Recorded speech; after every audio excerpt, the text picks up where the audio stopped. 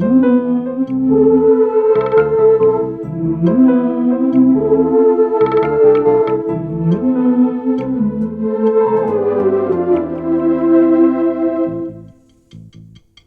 విధి విచిత్రాల నిధి,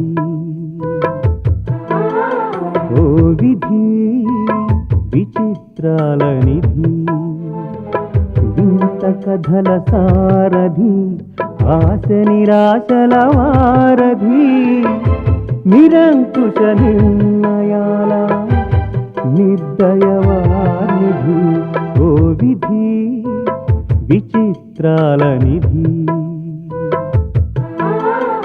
ఓ విధి విచిత్రాల నిధి.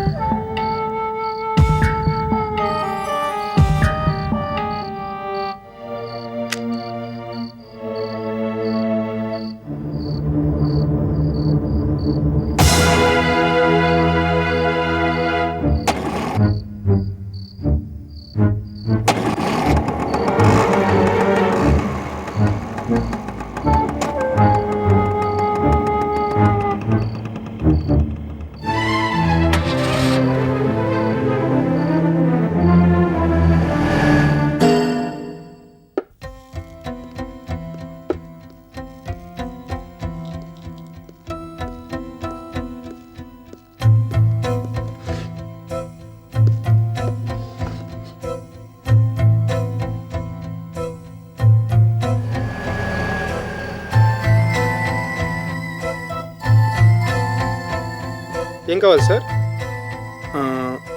1 large whisky with soda. మంచి ఇంకేమైనా కావాలా సార్? ఫింగర్ చిప్స్ తీసుకురా. Okay sir.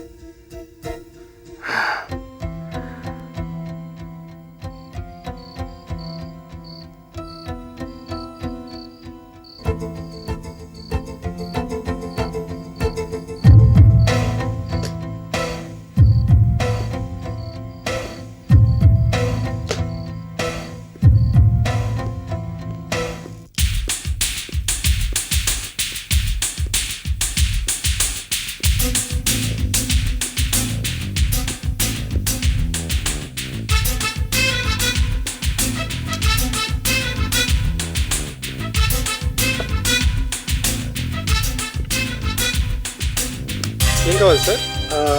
ఓ large big rum, cool drink, ఓ గ్రీన్ పీస్ మసాలా. అలాగే సార్.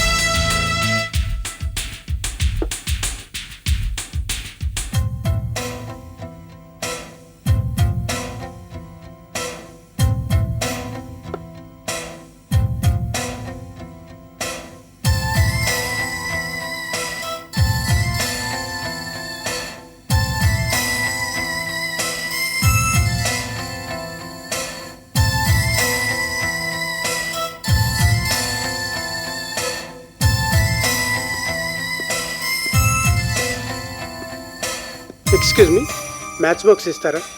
షూర్.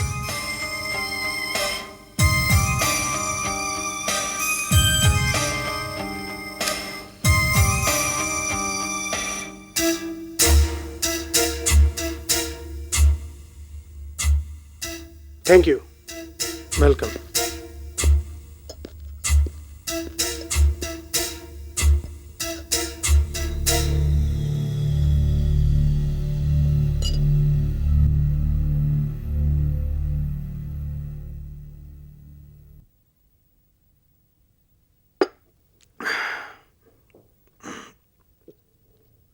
బ్రదర్,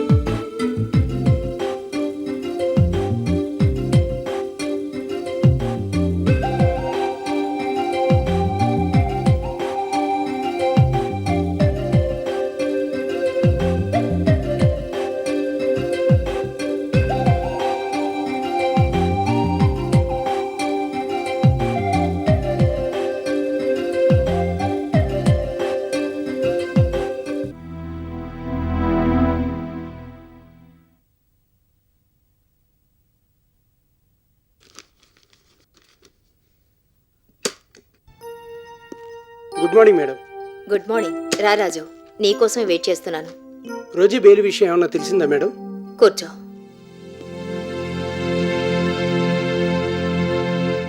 ఇంకా దొరకలేదు. మ్యాక్సిమం ట్రై చేస్తున్నాను. మన లాయర్ గారిని కూడా కలిశాను. రోజు ఇలాంటి ఇన్ఫ్లుయెన్స్ ఉన్న వాళ్ళని బయటికి పంపిస్తే ఏదోలా సాక్షుల్ని తారుమారు చేసి కేసును తప్పుదోవ పట్టిస్తారనే అనుమానంతో తొందరగా బెయిల్ ఇవ్వరని చెప్పారు. ఇంకా బెయిల్ గురించి ఆలోచించడం అనవసరం అనిపిస్తుంది. ఏదోలా రోజు ఈ నేరం చేయలేదని ప్రూవ్ చేస్తే తప్ప ఆమె బయటకు వచ్చే అవకాశమే లేదు. అందుకు మనమేం చేయగలమన్నది ఆలోచించాలి. ఎంతకి నువ్వు వెళ్ళిన పని ఏమైంది? ఉమేష్ ప్రభును కలిసావా? కలిశాను మేడం. అడ్రస్ తెలుసుకుని ఇంటికి వెళ్ళాను. అతను బయటికి వెళ్తుంటే ఫాలో అయ్యి అతనితో పాటు బార్కి వెళ్ళాను. అగ్గిపెట్టెతో మా పరిచయం మొదలయ్యి అంతర్జాతీయ సమస్యల వరకు ఆత్మీయంగా మాట్లాడుకున్నాం. మందు మహత్యం ఏమో గాని మొత్తానికి ఇద్దరం గొప్ప స్నేహితులుగా కలిసిపోయాం. అంటే అతను ట్రాప్లో పడ్డట్టేనా? ప్రస్తుతానికి పడ్డాడు మేడం. కాకపోతే ఈ బార్ పరిచయాలు ఎక్కువ కాలం ఉండవు. అవసరం కాబట్టి మనమే కంటిన్యూ చేయాలి. అలా చేస్తే మాత్రం మనం డెఫినెట్గా అతని నుంచి నిజాన్ని రాబట్టగలం. మరింకే ఆ పని చెయ్యి. మన ప్రయత్నం మనం చేయడంలో తప్పులేదు. Okay madam. మొత్తానికి నన్ను జేమ్స్ బాండ్ చేసేశారు. మరి నేను వస్తాను మేడం.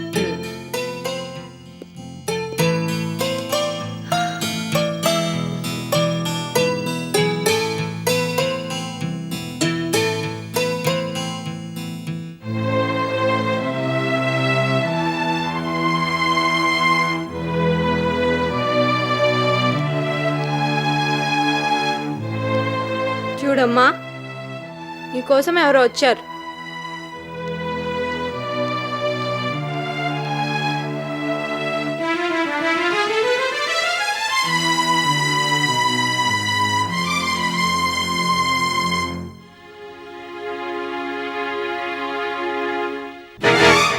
నువ్వా? ఇక్కడికి ఎందుకు వచ్చావు? రోజీ, జైలుకి వెళ్ళి నన్ను పరామర్శించరమ్మని నీ ప్రియురాలు లక్ష్మి చెప్పిందా? అదేం మాట రోజీ? నువ్వు జైల్లో ఉన్నావని తెలిసి చూడ్డానికి వచ్చాను. నన్ను చూడ్డానికి నువ్వెందుకు వస్తావు? వెళ్ళి రోజీని చూసిరా. ఇద్దరం కలిసి జైల్లో ఉన్న రోజీ గురించి సరదాగా కబుర్లు చెప్పుకుంటూ మురిసిపోవచ్చు, కరువు తీరా నవ్వుకోవచ్చు.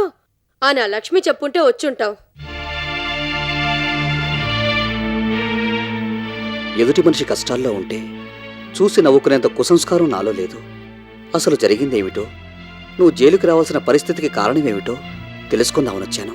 తెలుసుకుని ఏం చేస్తావు? రోజీకి తగిన శిక్ష పడింది, ఇంకా జీవితాంతం జైల్లోనే ఉంటుంది. మనిద్దరి మధ్య ఉన్న ఒక్కడ్డు తొలగిపోయింది, మనం ఇంకా విచ్చలవిడిగా తిరగచ్చు అని నీ ప్రియురాలికి చెప్తావా? ఈ పరిస్థితిలో కూడా ఎందుకింత అన్యాయంగా మాట్లాడతావు? ఎవరో చెప్పారని నేను నిన్ను చూడ్డానికి రాలేదు.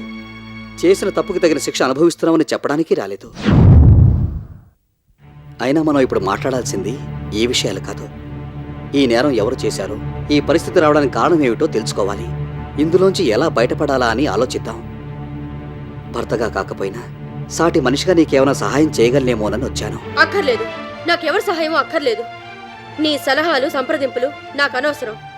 ఒకరి దయాదాక్షిణ్యాల మీద ఆధారపడి బ్రతికే పరిస్థితి ఈ రోజుకి ఎప్పటికీ రాదు. నేను నీ లక్ష్మి లాంటి బజారు మనిషిని కాను. నా పలుకుబడి నాకుంది, నా వాళ్ళనుకున్న మనుషులు నాకున్నారు. ఈ పరిస్థితి రావడానికి కారణమెవరో నాకు తెలుసు. ఇందులోంచి ఎలా బయటపడాలో కూడా నాకు తెలుసు. బయటికి వచ్చాక నన్ను ఈ పరిస్థితికి తెచ్చిన వాళ్ళ అంతు చూడకుండా వదలను. రోజీ, ఈ పగలు ప్రతీకారాలతోటే పరిస్థితి ఇంతవరకు తెచ్చుకున్నావు. నువ్విలా మాట్లాడితే నేను చేయగలిగేదేమీ లేదు. నువ్వు నాకు ఏమీ చేయనక్కర్లేదనే చెప్తున్నాను. సానుభూతి పేరుతో వచ్చి నాకు మళ్ళీ దగ్గరవ్వాలని చూడకు. సహాయం చేస్తానంటే మురిసిపోయి నువ్వు చేసిన తప్పులన్నీ క్షమించేస్తాననుకోకు. నన్ను చూడ్డానికి ఇంకెప్పుడు ఇక్కడికి రావద్దు.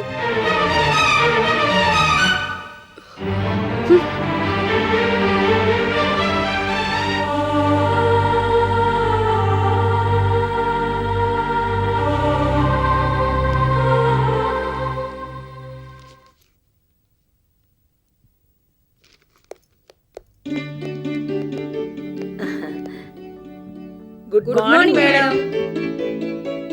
ఓ మీరా, రండి రండి,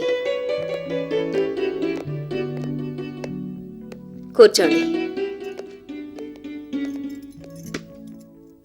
ఏమిటి ఇలా వచ్చారు? మీకన్నా మాకు దగ్గర వాళ్ళు ఎవరున్నారు పరమేశ్వరా? మీ దగ్గరికి రాకుండా ఎలా ఉంటాం? మీరు రెగ్యులర్గా రోజు ఇంటికి వెళ్ళేవారు, ఇప్పుడు వెళ్ళడం లేదా? వెళ్ళడానికి ఆవిడ ఇంట్లో ఉంటాయి కదా. కార్పొరేట్ మనుషులని కళ్ళు నెత్తి మీద పెట్టుకు తిరిగింది. చివరికి కటకటాల వెనకాల వెళ్ళి కూర్చుంది. ఇప్పుడు రోజీ జైల్లో ఉంది. మీకు తెలీదా?